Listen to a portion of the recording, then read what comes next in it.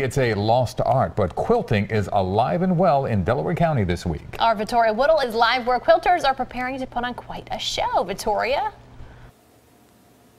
That's right, but I have to be honest, Yuki and Nicole, I didn't quite expect to come to a quilt show and find what I found. Sure, there are 144 incredibly amazing quilts that are like works of art, winning best of show and places of every range within every application. But what I found to be most interesting about these quilts was something that I never expected, that the inspiration behind these quilts were of people, and that it was people that inspired these works of art and the quilters that put so much time into what they've made. Take a look.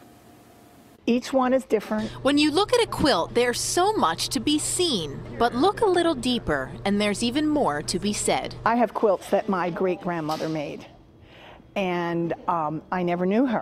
When I wrap myself in the quilt, I feel like, you know, there's a part this she's still around. Inside the Brookhaven Municipal Building, the gymnasium is being covered in quilts for the 2017 Undercover Quilters Quilt Show. The theme this year is So Many Memories. This is a memory quilt with t-shirts. Some quilters share pieces of the past from the 1800s, others Pearl Harbor. Notice the red dots and red, white, and blue stars of Kathleen's quilt. I'm an Army brat. We traveled all over. Dad met my mother before the bombing in Hawaii.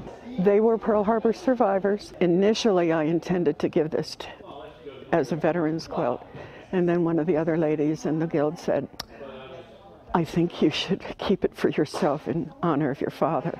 For some, love was the needle that threaded quilts in memoriam, like for fallen officer Ja'Kai Colson. His mother, a year later, made this quilt that honors Ja'Kai, showing that the one-of-a-kind people we meet inspire the one-of-a-kind art we make. My daughter was often bullied in high school, but when Ja'Kai was around, nobody dared bully her. Ja'Kai was a hero,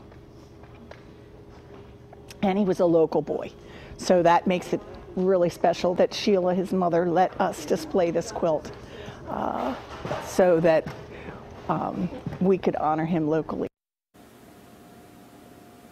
I don't know if you can feel what I'm feeling right now. I hope you are feeling what I'm feeling right now, because I think the best way to describe it is when I was talking to Joy, Joy said a quilt is like a hug. And even if those that you've lost are memorialized in a quilt, when you wrap yourself around it, it's like that person is always with you. So quite a moving exhibition here of quilts in Brookhaven. Did not expect this, and I was just moved to pieces, really. So make sure that you come and check out this incredible quilt show. It's happening all weekend long, and it really moved me. Yuki, you know, Nicole, we've all have experienced that loss in some way, so to have a piece of those people that mean so much with us, I mean, a quilt is an incredible way to feel that comfort. No doubt. It's memories. Yeah. A loving hug that warms the soul. Yeah. Thanks, Tori. Thanks, Tori.